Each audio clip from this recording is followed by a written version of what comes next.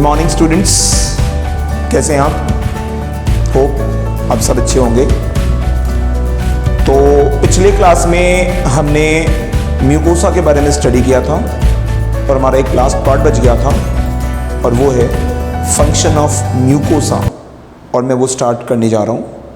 मैंने पिछले क्लास में आपको म्यूकोसा का स्ट्रक्चर बताया था, विली के बारे में बताया था, रूगी के बारे में बताया था। ये वो स्ट्रक्चर्स हैं जो म्यूकोसा फॉर्म करती हैं, हमारे स्टमक में, हमारे स्मॉल इंटेस्टाइन में होती हैं, और इन सभी के बारे में डिटेल में मैंने डिस्कस किया था। अब मैं आपको आगे फंक्शन ऑफ म्यूकोसा बताने जा रहा हूँ, और ये है फंक्शन ऑफ म्यूकोसा। अगर हम म्यूकोसा के फंक्शंस को देखें तो there are 3 important function of mucosa. Mucosa के 3 बहुत इंपॉर्टेंट फंक्शन होती हैं। पहला और जो सबसे इंपॉर्टेंट फंक्शन है वो है protection. It provides protection to the wall of alimentary canal. ये एलिमेंट्री कैनाल को प्रोटेक्शन प्रोवाइड करता है। दूसरा, ये एब्जॉर्प्शन में हेल्प करता है। जैसा कि आपको पता है कि हमारे स्टमक में जो रुगी होती हैं, हमारे स्मॉल इंटेस्टाइन में जो विली होती हैं, ये सब एब्जॉर्प्शन में हेल्प करती हैं। तो मैं ये कह सकता हूँ म्यूकोसा का function, it provides protection, it helps in absorption, and the third function of mucosa is digestion. ये डाइजेशन में भी हेल्प करता है, इट हेल्प्स इन डाइजेशन। अब ये डाइजेशन में कैसे हेल्प करता है मैं इसको क्लियर कर दूं थोड़ा सा। Let me make clear to you how this mucosa is involve in digestion. अब जब इंटेस्टिनल जूस पढ़ेंगे तो मैं बताऊंगा इंटेस्टिनल जूस में बहुत सारी एंजाइम्स होती हैं। जैसे अगर मैं कहूं आपसे इंटेस्टिनल जूस के बारे में, तो इंटेस्टिनल जूस में बहुत सारी एंजाइम्स होती हैं। जैसे लैक्टेज होता है, जैसे सुक्रेज होता है, जैसे माल्टेज होता है, जैसे आइसोमाल्टेज होता है, जैसे लिमिट डेक्स्ट्रीनेज होता है, जैसे अमाइनो पेप्टिडेज होता है, जैसे डाई पेप्टिडेज होता है। These are all different enzymes present in intestinal juice. These enzymes, all these enzymes are the part of intestinal juice. और मैं एक बात बता दूं कि ये जितने भी एंजाइम्स होती हैं, इसका सिक्रेशन इंटेस्टिनल म्यूकोसा से बाहर नहीं होता। All this enzymes are present in intestinal mucosa. ये सारे एंजाइम्स इस इंटेस्टिनल म्यूकोसा में होंगी। ये सारे एंजाइम्स इस इंटेस्टिनल म्यूकोसा में होगी। All this enzymes are present in intestinal mucosa. ये बाहर नहीं निकलते हैं, ये इंटेस्टिनल म्यूकोसा में ही होते हैं और यहीं पे फाइनल डाइजेशन को परफॉर्म करते हैं। तो याद रखिएगा, आप ये कह सकते हैं कि the mucosa helps in digestion of food. आपको मैंने म्यूकोसा के 3 बहुत इंपॉर्टेंट फंक्शन बताए, प्रोटेक्शन, एब्जॉर्प्शन एंड डाइजेशन। अब मैं अगले टॉपिक पे जा रहा हूं, और मेरा जो अगला टॉपिक है, नेक्स्ट टॉपिक है, वो है सब म्यूकोसा। जस्ट म्यूकोसा के बाहर जो मैंने कल डायग्राम बनाया था उसके बारे में बताने जा रहा हूं मैं आपको। The next topic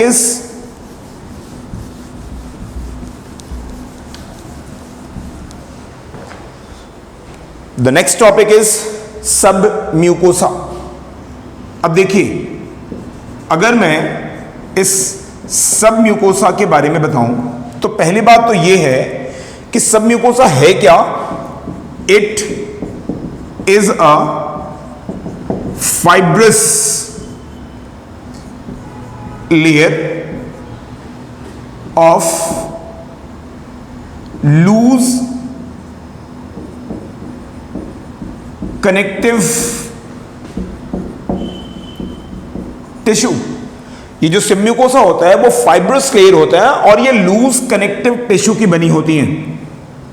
it is made up of loose connective tissue and this loose connective tissue has, मैं ये कह सकता हूं, this loose connective tissue has large number of elastic fibres. They have large number of elastic fibers which provides flexibility to submucosa। ये submucosa को flexibility provide करती हैं। अब बताओ मुझे आप, अगर हमारा सबम्यूकोसा फ्लेक्सिबल नहीं होगा तो वो फोल्ड कैसे होगा? आपको पता है सबसे बाहर क्या होता है? म्यूकोसा। सबसे बाहर म्यूकोसा होता है और उसके नीचे क्या होती है? सबम्यूकोसा होती है। तो अगर ये सबम्यूकोसा फ्लेक्सिबल नहीं होगा तो ये फोल्ड नहीं होगा, और फोल्ड नहीं होगा तो ये विली और रुगे का फॉर्मेशन नहीं कर सकता, इनकी फॉर्मेशन ही नहीं हो सकती। तो मेरा कॉन्सेप्ट सबम्यूकोसा के बारे में, मैंने स्ट्रक्चर बता दिया सबम्यूकोसा के बारे में, ये होता क्या है एग्जैक्टली। अब हम ये पढ़ते हैं आपको नेक्स्ट कि इस सबम्यूकोसा में होता क्या क्या है, what are presents in submucosa, और ये क्यों इंपॉर्टेंट है। देखो इसमें क्या क्या होता है। दे हैव ब्लड सप्लाई, इनमें ब्लड सप्लाई होती है। They have lymph supply, they have nerve supply। मैं एक चीज क्लियर कर दूं, नर्व सप्लाई अगर मैं बता रहा हूं तो मैं दो तरह की बताऊंगा नर्व सप्लाई। एक नर्व सप्लाई इंट्रिंसिक होती है, इंट्रिंसिक नर्व सप्लाई जो एलिमेंट्री कनाल का पार्ट होता है, एलिमेंट्री कनाल के अंदर हमेशा होती हैं, दे आर इंट्रिंसिक। और एक बाहर से सप्लाई होती हैं जिसे हम कहते हैं एक्सट्रिंसिक। एक्सट्रिंसिक जो हमारे ब्रेन नर्वस सिस्टम से होता है, एक्सट्रिंसिक। और ये जो एक्सट्रिंसिक नर्व सप्लाई होती हैं इसको आप दो पार्ट में डिवाइड कर लो। एक हो गया पैरासिम्पैथेटिक,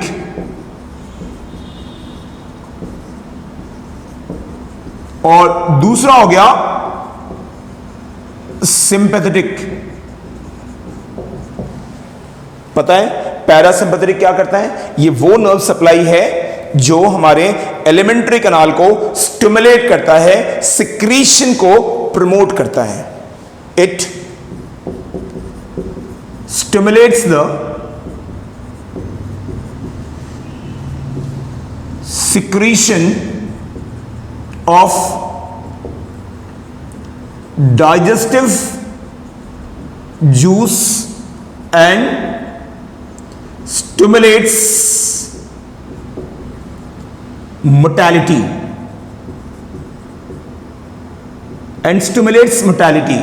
यानी मैं ये कह सकता हूं कि this parasympathetic nerve fibre has stimulatory roll on elementary kanal. Now the next one is sympathetic nerve fibre.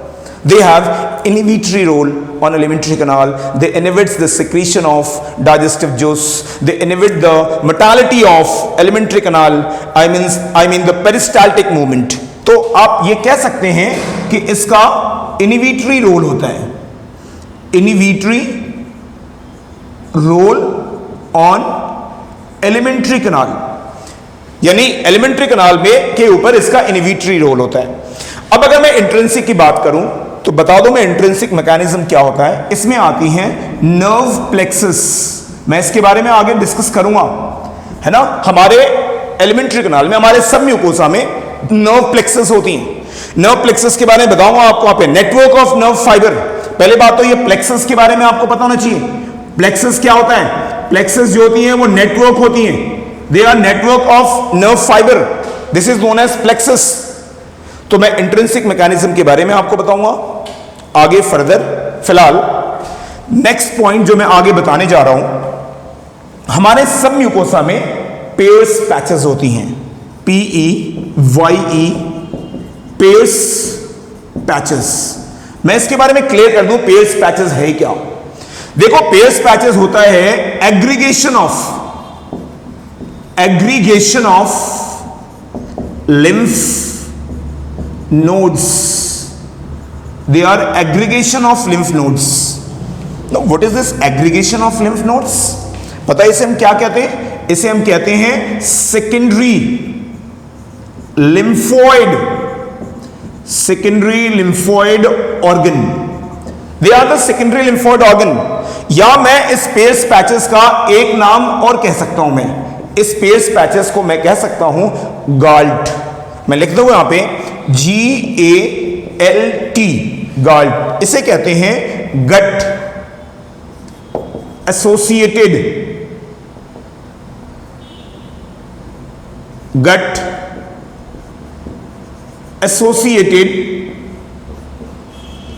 lymphoid tissue. ये गैल्ट जो है वो पेयर्स पैचेस है, ये हमारे एलिमेंट्री कनाल का पार्ट है, हमारे सब म्यूकोसा में होता है, ये हमारे एलिमेंट्री कनाल का, ये हमारे बॉडी का सेकेंडरी लिम्फोइड ऑर्गन है। ये एग्रीगेशन ऑफ लिम्फ नोड्स होता है, और आपने डिजीज वाले चैप्टर में पढ़ा है कि प्राइमरी और सेकेंडरी लिम्फोइड ऑर्गन में डिफरेंस। अब पढ़ोगे आगे तो बताऊंगा मैं आपको। ये सेकेंडरी लिम्फोइड ऑर्गन हमारे स्मॉल इंटेस्टाइन को, यहां जो ये पेयर्स पैचेस है जिसे मैं सेकेंडरी लिम्फोइड ऑर्गन कह रहा हूं एक तरह का, ये हमारे स्मॉल इंटेस्टाइन को, हमारे एलिमेंट्री कनाल को डिफेंस करता है, इन्फेक्शन से बचाता है। और एक बहुत इंपॉर्टेंट पॉइंट जो मैं आपको डिस्कस करने जा रहा हूं इस पेयर्स पैचेस के बारे में, वो ये है कि ये सबसे ज़्यादा इलियम में अबेंडेंट होता है। ये पूरे एलिमेंट्री कनाल में होता है, इट्स वेरी 100% ट्रू, लेकिन ये सबसे ज़्यादा अबेंडेंट होता है हमारे इलियम में। तो मैं ये कह सकता हूं Peyer's patches it is abundant in ileum. ये इलियम में अबंडेंट होता है, ये इलियम में सबसे ज्यादा पाया जाता है। एलिमेंट्री कनाल में होता है, एलिमेंट्री कनाल के सब म्यूकोसा में होता है, लेकिन सबसे ज्यादा ये हमारे इलियम में होता है। तो मैंने कुछ आपको सब म्यूकोसा के बारे में इंफॉर्मेशन दिया। मैंने कहा कि इनमें ब्लड सप्लाई होती हैं, इनमें नर्व सप्लाई होता है, इनमें लिम्फ सप्लाई होती हैं। नर्व सप्लाई को मैंने दो पार्ट में डिवाइड किया, intrinsic nerve supply, extrinsic nerve supply. Intrinsic nerve supply को हमने कहा नर्व प्लेक्सस, याद रखिएगा इसको, नर्व प्लेक्सस। मैं इसके बारे में आगे बताऊंगा। प्लेक्सस का मतलब नेटवर्क बताया। और इंट्रिंसिक दो तरह की सप्लाई होती है नर्व सप्लाई, एक पैरासिम्पैथेटिक और दूसरा सिंपैथेटिक। समझ में आ गया? ये हमारे ऑटोनोमिक नर्वस सिस्टम का पार्ट है, और पैरासिम्पैथेटिक नर्वस सिस्टम हमारे एलिमेंट्री कनाल के फंक्शंस को कंट्रोल करता है, उसे स्टिमुलेट करता है, उसके सिक्रीशन को, उसके मूवमेंट को कंट्रोल करता है। और सिंपैथेटिक जो होती हैं वो हमारे एलिमेंट्री कनाल के ऊपर इनहिबिटरी रोल परफॉर्म करता है, सिक्रीशन को, मोटालिटी को इनहिबिट करेगा। अब जो मैं नेक्स्ट टॉपिक बताने जा रहा हूं वो है आपके इस प्लेक्सस के बारे में। Now I will be talking about this nerve plexus. मैंने पेयर्स पैचेस के बारे में बता दिया आपको वहाँ पे, इसको सेकेंडरी लिम्फोइड ऑर्गन भी कहते हैं। अब मैं आगे जो बताने जा रहा हूँ वो है प्लेक्सस के बारे में। तो प्लेक्सस, मैं इस प्लेक्सस को दो पार्ट में डिवाइड कर दूंगा। There are two types of plexus, और इसकी पोजीशन हमारे एलिमेंट्री कनाल में अलग अलग जगह पे होती हैं, और मैं इन प्लेक्सस के बारे में आपको डिस्कस करने जा रहा हूं। पहला जो प्लेक्सस है वो है माइंट्रिक प्लेक्सस। मैं आपको बता दूं, एक जो है वो मैं आपको प्लेक्सस के बारे में बताने जा रहा हूं, प्लेक्सस। और प्लेक्सस दो तरह की होती हैं, एक होता है माइंट्रिक प्लेक्सस, माइंट्रिक प्लेक्सस, या इसे हम कहते हैं ऑरिबैक्स प्लेक्सस, इसको हम कहते हैं ऑरोबैक्स प्लेक्सस। और दूसरा है आपका मेसनर्स प्लेक्सस, जिसे हम कहते हैं सब म्यूकोसल प्लेक्सस। तो there are two types of plexus. अब इनकी पोजीशन के बारे में मैंने बताया था कि आपको बताऊंगा कि पोजीशन क्या होती है। आपने एलिमेंट्री कैनाल का ट्रांसवर्स सेक्शन पढ़ा था और ये आपके एलिमेंट्री कैनाल का ट्रांसवर्स सेक्शन है। अगर मैं एलिमेंट्री कैनाल का ट्रांसवर्स सेक्शन बताऊं तो मैं ये कह सकता हूं कि सबसे अंदर जो लेयर होती हैं उसे कहते हैं म्यूकोसा। ये आपका म्यूकोसा हो गया, दीज आर द म्यूकोसा, ये पूरा कंप्लीट म्यूकोसा हो गया। उसके बाहर सब म्यूकोसा, ये आपका सब म्यूकोसा हो गया, these are the submucosa. मैं अलग अलग लेयर बता रहा हूं मैं आपको वहां पे। अच्छा, उसके बाद नेक्स्ट जो है वो मस्कुलरिस हो गया, और एक तो हो गया, दो तरह की मसल्स होती हैं, और inner circular muscles and outer longitudinal muscles. समझ में आया? तो अंदर वाली जो होगी वो सर्कुलर मसल्स होगी और बाहर वाली जो होगी वो लॉन्गिट्यूडनल मसल्स होगी। तो आप इसे देख लें, ये इनर सर्कुलर मसल्स है, ये इनर सर्कुलर मसल्स है, और ये आउटर लॉन्गिट्यूडनल मसल्स है। तो ये इनर सर्कुलर और ये आउटर लॉन्गिट्यूडनल मसल्स हैं, और सबसे बाहर जो है वो कौन सा है? सेरोसा। और देखो, जैसे सबसे अंदर मैंने कहा म्यूकोसा, सबसे अंदर म्यूकोसा है, उसके बाद कौन सा है? सब म्यूकोसा, सब म्यूकोसा। अब इस डायग्राम को बहुत ध्यान से देखिए, आपको समझ में आ जाएगा। माइंट्रिक प्लेक्सस, जिसको ऑरबैक्स प्लेक्सस कहते हैं, ये कहां होती हैं? ये होती हैं present, these are present in between. मैं ये कह सकता हूं प्रेजेंट इन बिटवीन, किसके बीच में? Inner circular and outer longitudinal muscles. ये हमारे इनर सर्कुलर और आउटर लॉन्गिट्यूडनल मसल फाइबर्स के बीच में होती है, कुछ यहां पे होती है बेटा पे। ये इनर सर्कुलर मसल लेयर हो गया, ये आउटर लॉन्गिट्यूडनल मसल लेयर हो गया, और इसके बीच में कहीं पे यहां पे क्या होती है बताओ मुझे? ये होती है आपका कौन सा प्लेक्सस? इसे कहते हैं हम myenteric plexus. This is known as myenteric plexus. और दूसरा जो मैं बताने जा रहा हूं वो है मेसनर्स प्लेक्सस, जिसे सब म्यूकोसल प्लेक्सस भी कहते हैं। नाम से क्लियर हो रहा है, सब म्यूकोसल का मतलब होता है ये सब म्यूकोसा में होती हैं। तो आप ये कह सकते हैं प्रेजेंट इन सब म्यूकोसा, ये सब म्यूकोसा में होती हैं। या फिर अगर आपको दूसरे तरीके से डिफाइन करना है, देखो ये हो गया सब म्यूकोसा, ये हो गया सब म्यूकोसा, और इसको कहते हैं हम कौन सा प्लेक्सस? मेसनर्स प्लेक्सस। इसको हम लोग कहते हैं MEISS, इसको कहते हैं मेसनर्स प्लेक्सस। अब सुनिए ध्यान से, अगर मैं कह सकता हूं तो मैं ये कह दूंगा कि मेसनर्स प्लेक्सस जो होती हैं वो अंदर की तरफ ये होगा बेटा एग्जैक्टली, क्योंकि ये तो मैंने अलग बनाया आपको। यहां देखो, ये डायग्राम है, ये है आपका मेसनर्स प्लेक्सस, क्योंकि ये सब म्यूकोसा में है। तो मैं ये कह सकता हूं कि जो मेसनर्स प्लेक्सस होती हैं वो म्यूकोसा और इनर सर्कुलर मसल्स के बीच में है। अंदर की तरफ म्यूकोसा दिख रहा है आपको वहां पे, और बाहर की तरफ क्या दिख रहा है बेटा पे? इनर सर्कुलर मसल्स दिख रहा है। तो इनके बीच में होती हैं मेसनर्स प्लेक्सस, या आप कह ले ये सब म्यूकोसा में होती है। तो मैं लिख रहा हूं present in between mucosa and inner circular muscles। ठीक है, अब सुनो नेक्स्ट जो मैं अगला पॉइंट बताने जा रहा हूं। What is the function of this myenteric plexus? ये हमारे एलिमेंट्री कैनाल में खास करके peristaltic movement. Now the function of myenteric and Meissner's plexus. The myenteric plexus are responsible for controlling the peristaltic movement of alimentary canal. तो मैं कह सकता हूं it controls the peristaltic movement of alimentary canal. ये हमारे alimentary canal के peristaltic movement को control करता है. और एक पॉइंट और इसमें मेंशन कर दूं मैं, अगर इसके पोजीशन को देखें तो आप देखिए बेटा पे जो माइंट्रिक प्लेक्सस होती है वो बाहर की तरफ है, पेरिफेरी पे है, बाहर की तरफ है, तो इसे मैं आउटर प्लेक्सस कह सकता हूं मैं. और इसको देखो बेटा पे मेसनर्स प्लेक्सस अंदर की तरफ है, सब म्यूकोसा में है, तो मैं इसे इनर प्लेक्सस कहूंगा.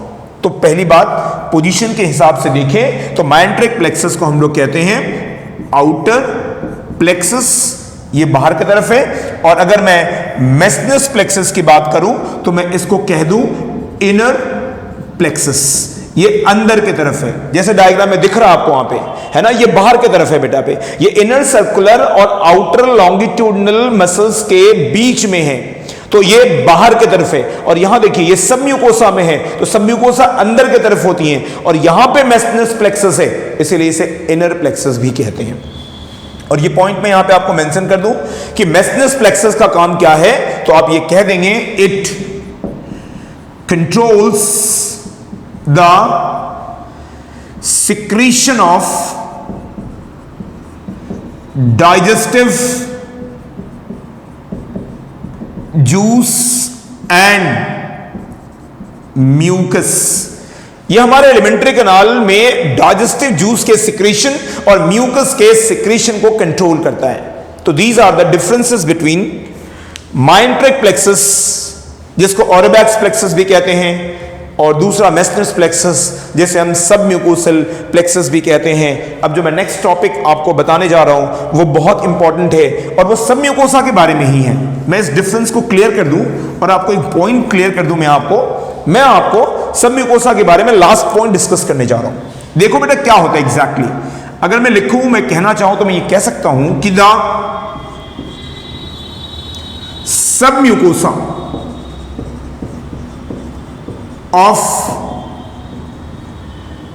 duodenum have Brunner's gland which secretes thick alkaline mucus to protect the wall of duodenum from highly acidic content of stomach. ये हमारा ईसोफेगस है और ये हमारा स्टमक है. आपको ये पता होगा कि हमारे, और ये हमारा डुओडेनम है. This is the stomach and this is the duodenum. तो हमारे डुओडेनम के, सिर्फ एलिमेंट्री कैनाल में सिर्फ डुओडेनम में होता है बेटा, याद रखना. हमारे डुओडेनम के सब म्यूकोसा में एक स्पेशल ग्लैंड होती है जिसको हम लोग ब्रूनर्स ग्लैंड कहते हैं. और ये क्या करती हैं? ये थिक एल्कलाइन म्यूकस का सिक्रीशन करती हैं जो हमारे डुओडेनम के वॉल को यहां के हाईली एसिडिक कंटेंट से बचाती हैं. हमारे स्टमक में हाईली एसिडिक कंटेंट होता है. हमारे स्टमक का जो गैस्ट्रिक जूस होता है वो हाईली एसिडिक होता है. और ये highly acidic juice, highly acidic gastric juice अगर हमारे डुओडेनम में आएगा तो हमारे डुओडेनम के वॉल को डैमेज करेगा.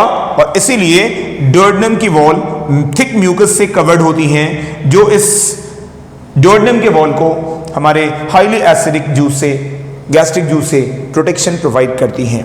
तो याद रखना ये बहुत इंपॉर्टेंट पॉइंट है कि हमारा जो ब्रूनर्स ग्लैंड है वो सिर्फ डुओडेनम के सब म्यूकोसा में होता है। पूरे एलिमेंट्री कैनाल में ब्रूनर्स ग्लैंड और कहीं नहीं होता, सिर्फ डुओडेनम के, और वो भी कहाँ होता है, डुओडेनम में होता है, और वो भी कहाँ होता है, सब म्यूकोसा में होता है। तो this is complete information about सब म्यूकोसा।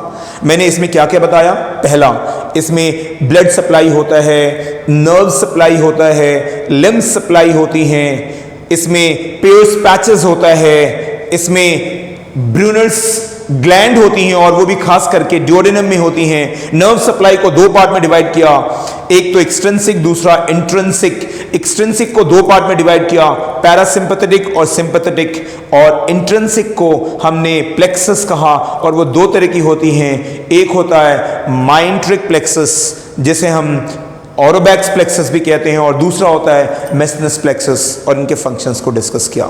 तो ये है सब म्यूकोसा के बारे में। अब नेक्स्ट जो मैं आगे आपको बताने जा रहा हूं वो है मस्कुलरिस। बहुत सिंपल है, मस्कुलरिस के बारे में मैं आपको बताने जा रहा हूं, और वो है आपको पता है कि जो मस्कुलरिस है वो दो मसल्स का बना होता है। एक होता है इनर सर्कुलर मसल्स और दूसरा होता है आउटर लॉन्गिट्यूडनल मसल्स। और एक चीज और क्लियर कर दूं कि ये जो मस्कुलरिस है ये स्मूथ मसल्स है, यानी ये इनवॉलेंट्री मसल्स है, ये हमारे कंट्रोल में नहीं होता, they are not under the control of our will. और इसका फंक्शन क्या है, अगर मैं मस्कुलरिस की बात करूं तो इसका अगर मैं आपसे फंक्शन पूछूं, what is the function of muscularis, तो आप ये कह सकते हो they are responsible for peristaltic movement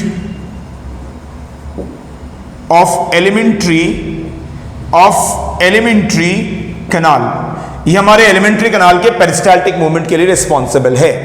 this is all about muscularis. लेकिन एक बात और याद रखिएगा, अगर मैं कहूं आपसे तो मैं ये कह सकता हूं कि हमारे पूरे एलिमेंट्री कैनाल में इनवॉलंटरी मसल्स नहीं होती हैं। जैसे अगर मैं कहूं आपसे कि हमारे माउथ में, हमारे टंग में, हमारे 1/3 पार्ट ऑफ ईसोफेगस में और एक्सटर्नल एनल स्पिंस्टर में, ये जो एक्सटर्नल एनल स्पिंस्टर है ये हमारे एनस के ओपनिंग पे होती है, और ये हमारे एनस के ओपनिंग और क्लोजिंग को कंट्रोल करती हैं। तो ये जो माउथ का मसल्स है, ये जो टंग का मसल्स है, ये 1/3 पार्ट ऑफ ईसोफेगस है। स्टार्टिंग का 1/3 पार्ट है ना बेटा, बोला ना स्टार्टिंग, आप इसको कह सकते हो स्टार्टिंग 1/3 पार्ट ऑफ ईसोफेगस और एक्सटर्नल एनल स्पिंस्टर, ये स्केलेटल मसल्स की बनी होती हैं। ये स्केलेटल मसल्स की बनी होती हैं, मतलब ये वॉलंटरी मसल्स है, हमारे कंट्रोल में है। और दूसरा अगर मैं कहूं आपसे रिमेनिंग, याद रखना बेटा पे, रिमेनिंग 2/3 ऑफ ईसोफेगस का रिमेनिंग पार्ट, उसके बाद स्टमक, हमारे स्टमक की बात करें, उसके बाद हम अपने इंटेस्टाइन की बात करें, इंटेस्टाइन, और इंटरनल एनल स्पिंस्टर की बात करें। अगर मैं इंटरनल एनल स्पिंस्टर की बात करूं तो ये सब रिमेनिंग पार्ट, इसको छोड़ के बाकी सभी पार्ट्स एलिमेंट्री कैनाल की स्मूथ मसल्स की बनी होती हैं। किसकी बनी होती हैं? स्मूथ मसल्स की बनी होती हैं, जो कि आपने ऊपर पढ़ा। तो ये है मस्कुलरिस के बारे में। अब मैं नेक्स्ट पॉइंट बता दूं मैं आपको, वहां पे देखो, मैं एक पॉइंट कह सकता हूं और ये पॉइंट बहुत इंपॉर्टेंट है। The structure of wall layers of elementary canal is not uniform, all along the elementary canal। और ये आपके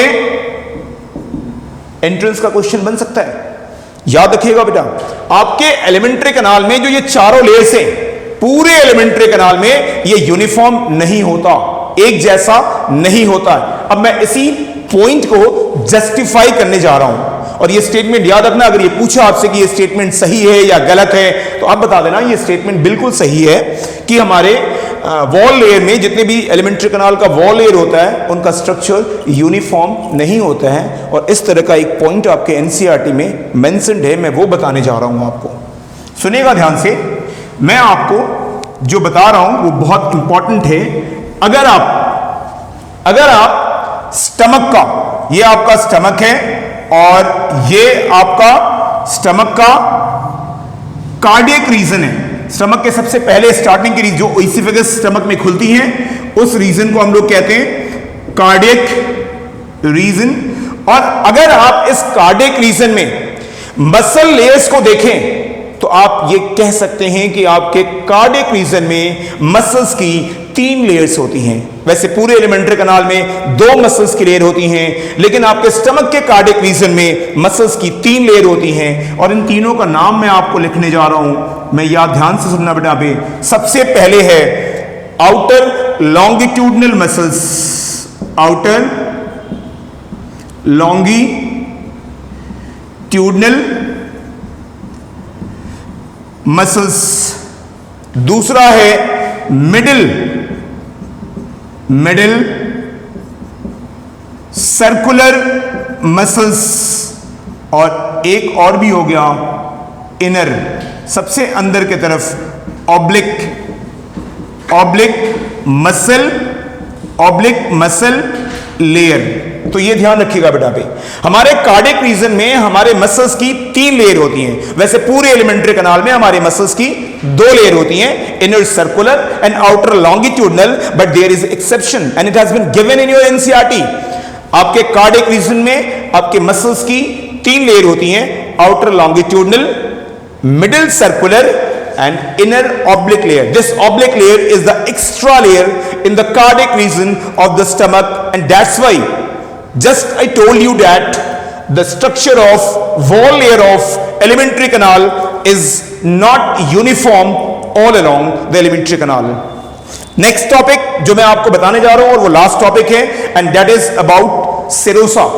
आपको पता है सेरोसा जो होती हैं वो आपके एलिमेंट्री कैनाल की सबसे आउटरमोस्ट लेयर होती हैं। तो मैं आपको अभी सेरोसा के बारे में बताने जा रहा हूं। The outermost layer serosa. देखिएगा सेरोसा को हम एडवेंटिशिया भी कहते हैं। This is also known as adventitia, और this is also known as peritoneum, and this is the outermost layer. The most important thing is that what is it made up of? ये बनी किसकी होती हैं? तो आप ये कह सकते हैं कि it is 2 parts. It is made up of areolar connective tissue, and this areolar connective tissue is covered by, on the outer side it is covered by a epithelial layer known as mesothelium. The areolar connective tissue is covered on the outer side by mesothelium. So this is the exact structure of serosa. It is 2 parts. The serosa is mainly made up of areolar connective tissue, and the areolar connective tissue is covered on the outer side by mesothelium. Now the function.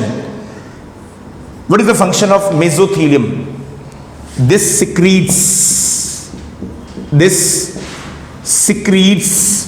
a fluid known as serous fluid. ये हमारे body में, हमारे body cavity में सेरस fluid का secretion करता है, which provides lubrication to the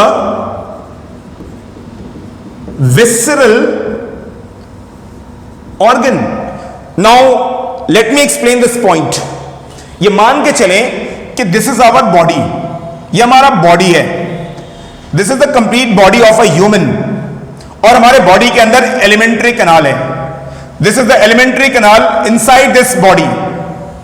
याद रखिएगा, ये हमारा पूरा बॉडी है. This is the complete body and this is the alimentary canal. Alimentary canal और हमारे बॉडी का इनर वॉल और हमारे एलिमेंट्री कैनाल का आउटर वॉल, इनके बीच के स्पेस को हम कहते हैं बॉडी कैविटी. जब आप एनिमल क्लासिफिकेशन पढ़ेंगे तो उसमें यह बताया जाएगा what is body cavity. The space between the outer wall of alimentary canal and the inner wall of body is known as body cavity. And inside this body cavity different types of visceral organs are present. हमारे इसी body cavity के अंदर क्या होती है बेटा पे? Visceral organs होती हैं, है ना. And this body cavity is lined by the wall of body cavity is lined by serosa और पेरिटोनियम. ये जो पेरिटोनियम होती हैं ये हमारे बॉडी कैविटी के वॉल को लाइन करती हैं. मैं कह सकता हूं peritoneum lines the body cavity wall. ये हमारे बॉडी कैविटी के वॉल को कवर करती हैं, लाइन करती हैं, कवर करती हैं. समझ में आ गया.